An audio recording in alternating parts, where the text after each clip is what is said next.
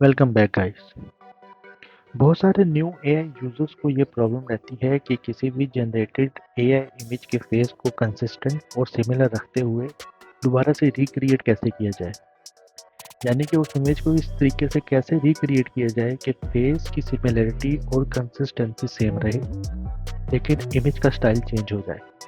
आपकी इस प्रॉब्लम का सोल्यूशन लेकर इस वीडियो में एक ऐसा टूल लेके आए हैं जिसको आप फ्री ऑफ कॉस्ट यूज कर सकते हैं।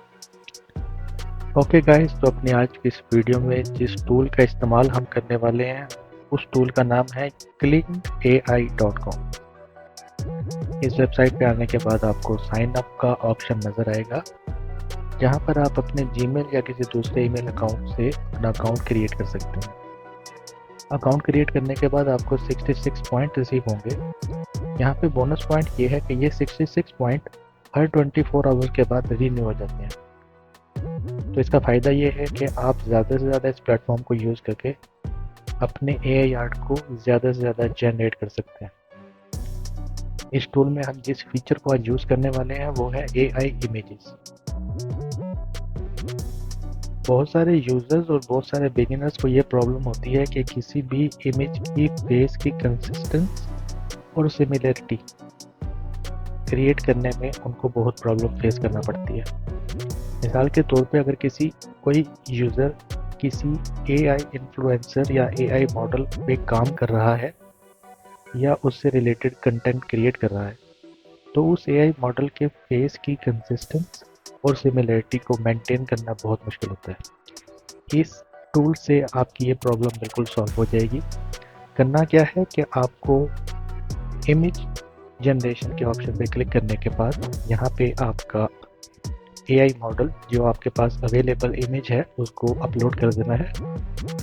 फॉर एग्जांपल मेरे पास एक ऑलरेडी इमेज मैंने सेव कर रखा है, उसको मैं अपलोड कर देता हूँ। यहाँ पे इमेज अपलोड कर लेने के बाद आपको इस इमेज को डिफाइन करना है कि किस स्टाइल में आप रिक्रिएट करना चाह रहे हैं। अगर तो आप प्रॉम्प्ट लिख सकते हैं तो well and good.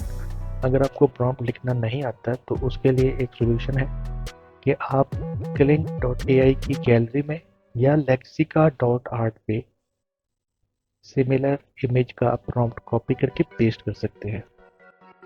For example अगर मैं अपने इस इमेज को जो हमने ऑलरेडी अपलोड किया है इस स्टाइल में दोबारा रिक्रिएट करना चाहूँ कि हमारी एआई मॉडल है वो किचन में कुछ कुकिंग वगैरह से रिलेटेड प्रोडक्ट पे काम कर रही है, तो मैं इस प्रॉम्प्ट को कॉपी कर लेता हूँ।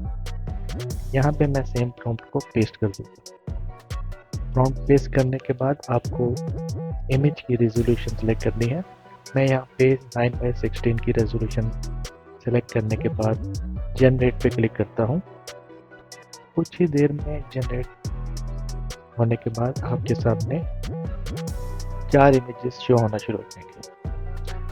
आप स्क्रीन पर देख सकते हैं कितनी खूबसूरती से फेस की सिमिलरिटी और कंसिस्टेंसी को आप चेक कीजिएगा। तकरीबन फेस हर इमेज में बिल्कुल सेम है, यानी फेस बिल्कुल चेंज नहीं हुआ।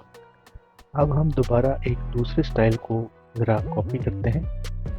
हम इस प्रॉम्प्ट को कॉपी कर लेते हैं।